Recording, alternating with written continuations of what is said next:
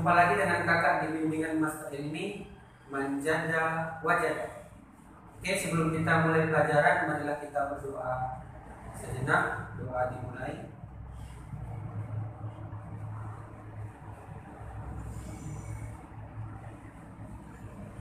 Doa selesai. Oke, langsung saja ya. Adik-adik, hari ini kita mulai pelajaran ya. Materi kita adalah parutan asam dan basa. Oke, bersama Kak Ilham ya. Jadi panggilan kakak adalah Kak Ilham. Oke, nanti kita langsung saja masuk ke soal-soal ya. Jadi hari ini ya kita akan membahas soal-soal ya. Kita akan membahas soal-soal. Jadi di sini nanti akan ada soal, kemudian akan langsung kita bahas. Oke ya, perhatikan ya. Jadi sistematisnya itu adalah soal-soal, nanti langsung kita kita beri pembahasannya seperti itu ya. Nah, oke, langsung saja ke soal yang satu ya. pH berikut yang merupakan pH dari basa kuat adalah, nah, oke. Apa kira-kira jawabannya ini menjadi A, B, C, D atau E? Oke ya. Nah, nanti jawabannya itu adalah D ya. D. Oke, nah bagaimana pembahasannya? Oke, perhatikan pembahasannya ya. Nah, jadi kalau misalkan dia asam, ya asam itu pH-nya adalah 1 sampai 7. Ya, asam itu pH-nya adalah 1 sampai 7. Sedangkan basa itu pH-nya lebih dari 7. Berarti 7,1, 7,2 itu sudah termasuk apa? Basa ya. Nah, sampai dengan 14. Jadi pH itu adalah 7 sampai 14. Nah, jadi kalau dikatakan asam itu semakin tinggi nilai pH-nya, maka dia semakin kuat sifatnya. Nah, kalau dia basa, semakin tinggi dia pH-nya, maka semakin lemah dia sifat basanya.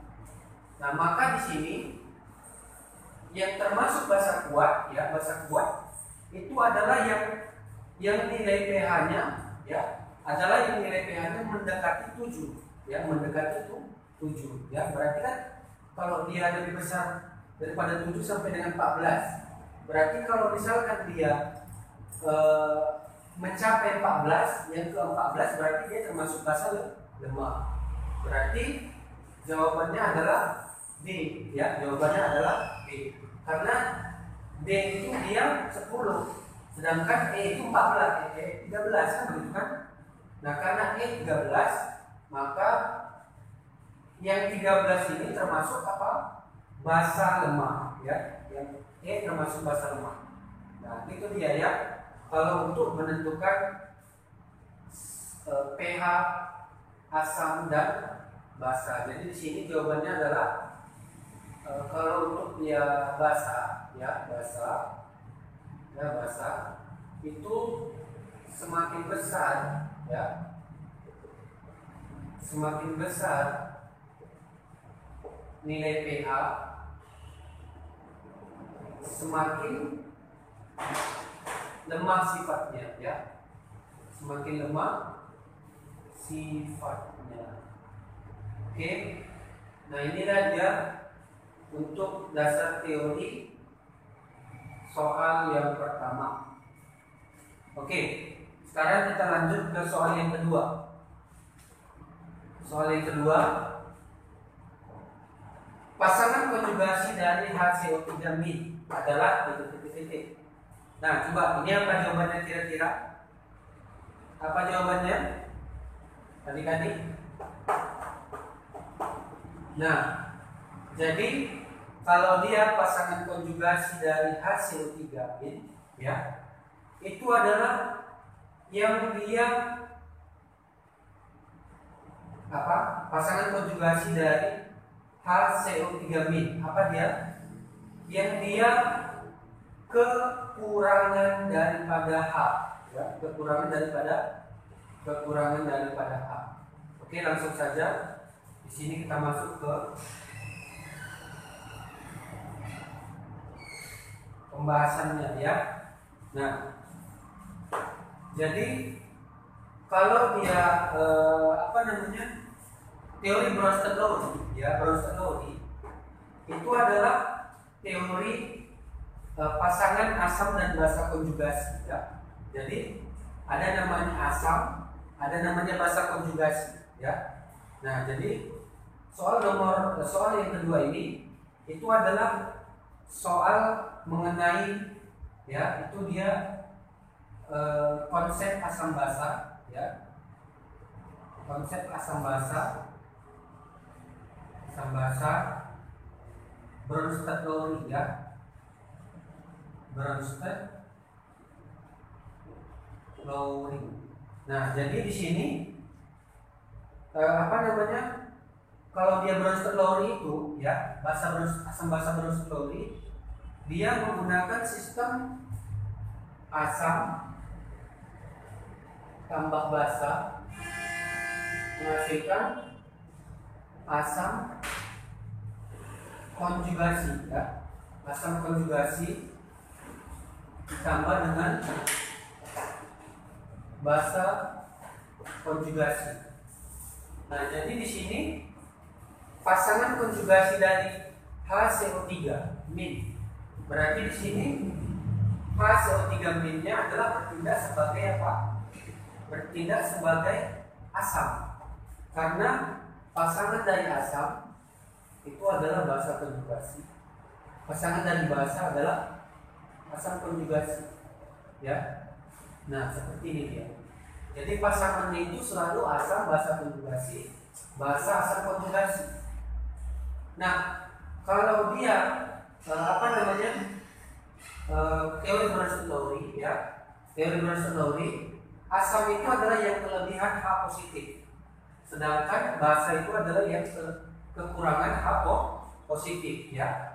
Nah, jadi di sini karena HCO3 itu dia termasuk asam, maka pasangannya adalah basa konjugasi. Nah, kalau dia basa konjugasi, maka di sini basa konjugasi dia adalah yang kekurangan H ya. Jadi untuk HCO3 ya, HCO3 min ya, HCO3 min, kalau dia yang kekurangan H, berarti dia CO3 2 min. Oke ya, berarti di sini H-nya dia apa? H-nya ini dia, berarti di sini dia disebut dengan apa? Ini disebut dengan kekurangan H positif ya. Jadi kekurangan H positif itu disebut dengan basa konjugasi ya, basa konjugasi. Nah, jadi kalau misalkan dia H2CO3, kalau dia H2CO3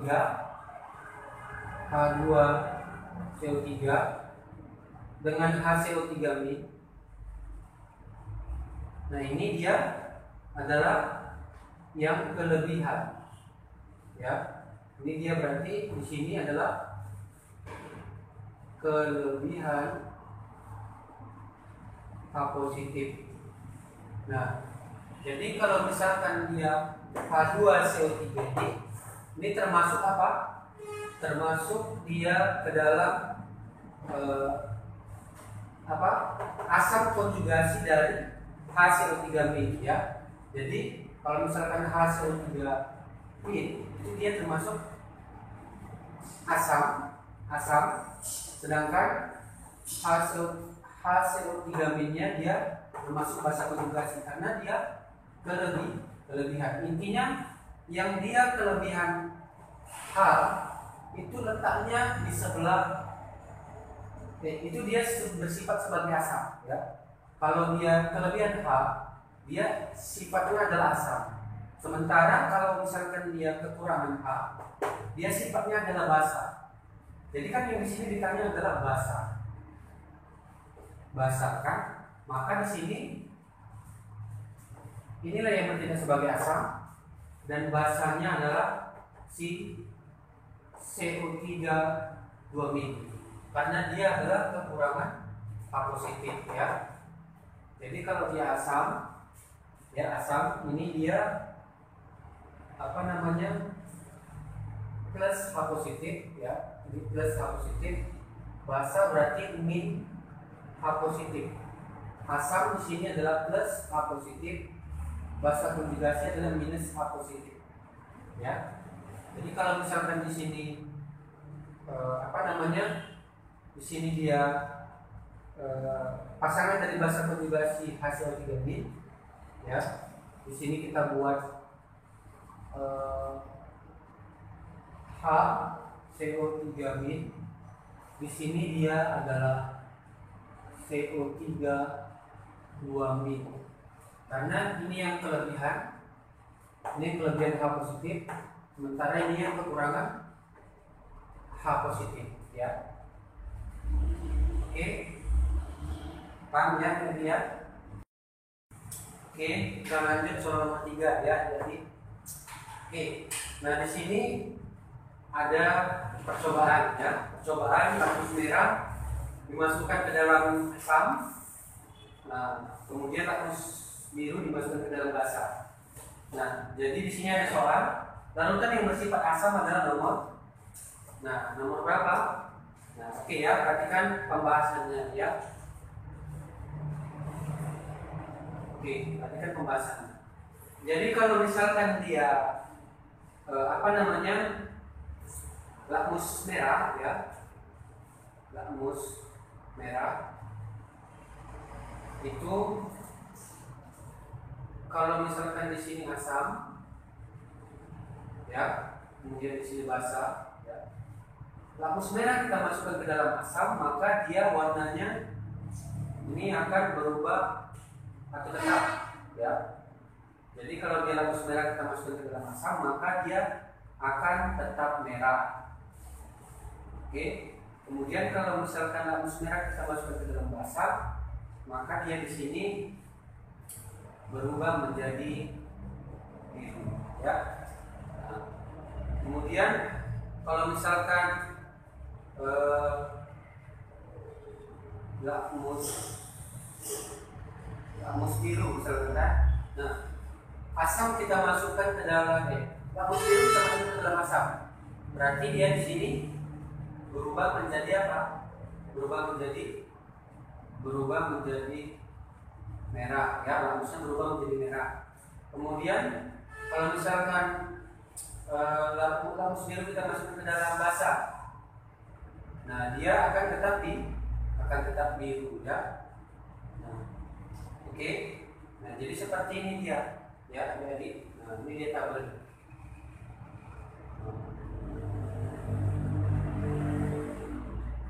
Jadi kalau misalkan dia apa namanya ya, kalau misalkan dia asam merah kita masuk lakmus merah kita masuk ke dalam asam, dia warna merah. Lakmus biru kita masukkan ke dalam asam, dia warnanya tetap merah ya. Kemudian lakmus merah kita masukkan ke dalam basa, dia tetap biru, dia akan menjadi biru. Lakmus biru kita masukkan ke dalam basa, dia akan tetap biru ya. Jadi intinya kalau misalkan dia basa, yaitu dia membirukan kertas lakmus, asam memerahkan kertas lakmus ya. Nah, jadi jawaban dari soal ini adalah asam adalah nomor, perhatikan, asam adalah nomor berapa?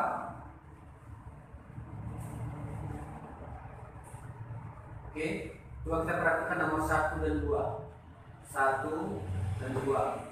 Berarti di sini lakmus merah berubah jadi merah ya. Itu berarti apa? Itu berarti dia asam. Kemudian lakmus biru berarti jadi merah, berarti asam. Berarti nomor 1 pasti dia asam. Kemudian yang nomor 2 adalah apa? Adalah basa ya. Jadi Kalau dia membirukan kertas angus, dia berarti basah. Nah, berarti jawabannya adalah apa? Kalau 1 dan 3, coba lihat 1 dan 3. Berarti dia merah-merah sesuai ya. 2 dan 4 apa? Biru-biru, ini berarti basah. 4-nya berarti basah. Yang nomor 5 adalah 4 dan 5 berarti dia adalah yang nomor 5 nggak sesuai ya. Nah, berarti jawabannya adalah 1 dan 3. Ya, 1 dan 3. Soal nomor 4 ya. Nah, untuk soal nomor 4 ini ya, itu sama dengan nomor 3. Berarti yang di sini yang ditanya yang basah. Ya, yang basah. Berarti kalau yang basah biru. Nah, jadi jawabannya di sini adalah 2 dan 4. Oke, jawabannya adalah C, 2 dan 4. Oke, paham ya jadi ya? Oke, nah ini pembahasannya nggak usah lagi dibuat ya, karena sesuai dengan pembahasan soal nomor 3. Oke, kita lanjut soal nomor 5 ya. Untuk yang nomor 5 ini ya, ini adalah perhitungan pH asam dan basa. Ya, jadi di sini untuk pembahasannya ini dia adalah perhitungan pH asam dan basa. Nah, jadi kalau misalkan perhitungan pH itu dia yang ditanya di sini adalah H2SO4 ya. H2SO4. Nah, kita kan udah tahu kalau misalkan basa itu kan ada 4, ada asam lemah, ada basa lemah, ada basa kuat, ada asam kuat kan gitu kan. Jadi ada 4 kan begitu. Nah, jadi kalau misalkan untuk menghitung pH asam kuat ya, H2SO4 itu kan termasuk asam kuat. Nah, jadi rumusnya di sini adalah kita cari dulu konsentrasi H positifnya. Ya, H positif. Nah, jadi konsentrasi H positif untuk asam kuat itu rumusnya apa kemarin? Apa rumusnya? N dikali molaritas asam, ya. N dikali molaritas asam. Jadi di sini rumusnya adalah N kali M asam. Kalau dia untuk basa itu asam lemah, itu rumusnya nanti adalah akar dari Ka dikali dengan N asam, ya, betul. Nah, jadi kalau untuk dia asam lemah, ini rumusnya, oke ya. Nah, jadi di sini N-nya berapa? N-nya itu harus kita buat dulu reaksinya, ya. N-nya itu harus kita buat dulu reaksinya. Berarti di sini H2SO4 ini terurai menjadi 2H positif tambah SO4 2 negatif. Nah, di sini untuk ininya ya, untuk N-nya itu adalah jumlah koefisien dari H positif. Berarti di sini jumlah koefisien H positifnya adalah 2. Ya, artinya valensi dari asamnya. Kemudian dikali M asamnya adalah 0,05. Berarti di sini adalah berapa? 0,05 dikali 2 adalah berapa? 0,1 ya. Nah, berarti untuk pH-nya sama dengan min log H positif. Berarti di sini adalah min log 10 pangkat min 1. Berarti jawabannya adalah 1 ya. Oke.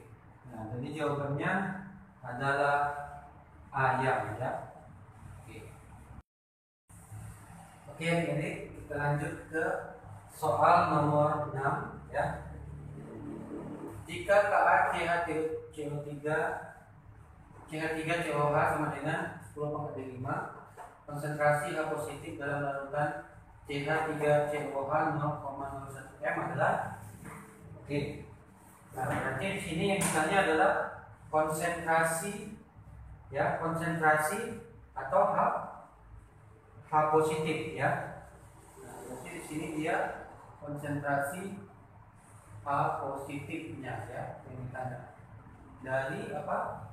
Larutan CH3 COOH 0,01 M. Nah, jadi rumusnya kalau dia mencari konsentrasi H positif daripada apa namanya asam lemak, yaitu kata dari Ka kali dengan konsentrasi asamnya ya. Nah, berarti di sini Ka-nya yaitu 10 pangkat min 5, M asamnya adalah 10 pangkat min 2. Nah, berarti di sini 5 kali 2, berarti kita tambahkan apa namanya pangkatnya ya kan, berarti 10 pangkat min 7. Berarti akarnya adalah 10 pangkat min 3,5. Berarti jawabannya adalah apa? Jawabannya adalah bola ya. Oke, kita lanjut soal nomor 7 adik-adik. Nah, tetapkan ionisasi suatu asam lemak bervalensi 1 adalah 10 pangkat min 7. Berarti yang diketahui adalah Ka-nya kan. Larutan 0,1 M asam tersebut mempunyai pH sebesar. Nah, langsung saja kita jawab ya. Berarti di sini asam lemak. Berarti sama rumusnya dengan yang nomor 6 ya. Kita buat H positif sama dengan akar dari Ka kali M asam begitu. Nah, berarti Ka-nya adalah akar dari 10 pangkat min 7 dikali M asamnya adalah 0,1, berarti 10 pangkat min 1, berarti 10 pangkat min 8. Berapa? Akarnya 10 pangkat min 4. Nah, untuk mencari pH ya tinggal kita logkan aja min log H positif ya, min log 10 pangkat min 4 ya, berarti berapa? Jawabannya 4 ya. Nah, jadi jawabannya adalah apa? C ya, jawabannya adalah C. Oke, sekarang kita lanjut soal nomor 8. Diketahui reaksi berikut H3PO4 tambah H2O timbang H3O plus tambah H2PO4 min. Spesies bertindak sebagai asam dalam reaksi tersebut adalah. Nah, berarti di sini harus kita cari yang bersifat asam ya. Nah, pada soal yang sebelumnya tadi kan sudah kita jelaskan bahwasanya kalau dia asam dia yang kelebihan H positif, sementara kalau dia basa dia adalah yang kekurangan H positif. Nah, jadi di sini kita lihat kalau dia H3O plus, berarti di sini dia bertindak sebagai apa? Sebagai asam, ya, tidak sebagai asam. H2O dia bertindak sebagai apa? Bertindak sebagai basa. Karena ini dia adalah pasangannya yang ini, ya, jadi sementara yang ini pasangannya adalah yang ini. Jadi kalau yang di sebelah kanan dia harus ditambahkan dengan asam konjugasi dan basa konjugasi seperti itu ya. Nah, berarti dia di sini kalau seperti itu ya terlihat berarti H3PO4 ya tambah H2O ini H3O plus tambah H2PO4 min. Ya, ini berarti bertindak sebagai apa? Berarti bertindak sebagai asam, bertindak sebagai basa. Yang ini pasangan asam adalah basa konjuga. Sorry ya. Kalau asam berarti pasangannya ini ya, berarti yang ini dia bertindak sebagai basa konjugasi. Kalau ini dia basanya, ini berarti bertindak sebagai apa? Asam konjugasi ya. Ini dia bertindak sebagai basa konjugasi ya. Jadi yang bertindak sebagai asam adalah H3PO4 ya. Oke, berarti sebagai asam. Kan berarti H3PO4. Ini dia. Kecuali kalau yang ditanya adalah asam konjugasi, ada konjugasinya. Maka di sini jawabannya adalah H. Oke, berarti jawabannya adalah A ya. Oke. Selanjutnya soal nomor 9 ya. Nah, ini soal nomor 9. Asam lemah HZ memiliki nilai Ka sama dengan 10 pangkat min 6. Jika larutan tersebut mempunyai nilai pH 4 2, konsentrasi asam lemah tersebut adalah. Nah, jadi di sini yang ditanya adalah konsentrasi asam lemah tersebut, ya. Berarti yang ditanya adalah M-nya, ya. Nah, kita pakai rumus H positif sama dengan, ya, sama dengan apa? Sama dengan akar dari Ka kali M asam. Nah, ini kita pakai rumusnya. Sementara yang di sini Ka-nya diketahui, kemudian pH-nya. Nah, pH-nya diketahui ya, yang konsentrasi asam lemah tersebut adalah. Nah, berarti kita pakai rumus pH dulu. pH sama dengan berapa? pH sama dengan min 4 dikurang log 2 ya. 4 dikurang log 2. Berarti di sini H positifnya adalah berapa? H positifnya adalah berapa? 2 dikali 10 pangkat min 4. Nah, jadi kalau udah dapat H positif, konsentrasi H positif ya, dapat konsentrasi H positif, maka tinggal kita cari nilai M asamnya ya. Berarti H positif sama dengan akar dari berapa Ka-nya tadi? 10 pangkat min 6 dikali dengan M asam. Berarti di sini perhatikan ya, ya. Nah, ini berarti 2 kali 10 pangkat min 4 sama dengan akar dari 10 pangkat min 6 kali M asam. Berarti di sini dia cara mencari M asamnya adalah tinggal kita pangkatkan aja. Berarti berapa? Kalau kita pangkatkan ini berarti hilang akarnya ya. Kita pangkatkan yang di sini berarti hilang akarnya. Berarti di sini adalah 4 kali 10 pangkat min 8 per 10 pangkat min 6. Berarti masamnya adalah 4 kali 10 pangkat min 2. Oke, berarti jawabannya adalah apa? Jawabannya adalah dodol ya, jadi jawabannya adalah dodol. Kemudian perhatikan soal nomor 5. Perhatikan soal yang terakhir, yaitu soal nomor 10 ya. Jika larutan asam berikut memiliki konsentrasi sama, larutan yang memiliki H positif terbesar adalah. Nah, untuk soal nomor 10, lihat ya. Berarti di sini kan terdiri dari semua asam kuat. Nah, jadi kalau cara mencari pH asam kuat itu dia sama dengan mencari konsentrasi konsentrasi H dalam asam kuat, itu rumusnya adalah N kali M asam. Berarti di sini kita lihat yang dia jumlah N-nya paling besar. Nah, kalau di HCl jumlah N-nya 1, H2SO4 jumlah N-nya 2, HN3 jumlah N-nya 1, HF jumlah N-nya 1, CO3 jumlah N-nya 1. Nah, berarti di sini yang paling besar jumlah N-nya adalah ya, yang paling besar jumlah N-nya adalah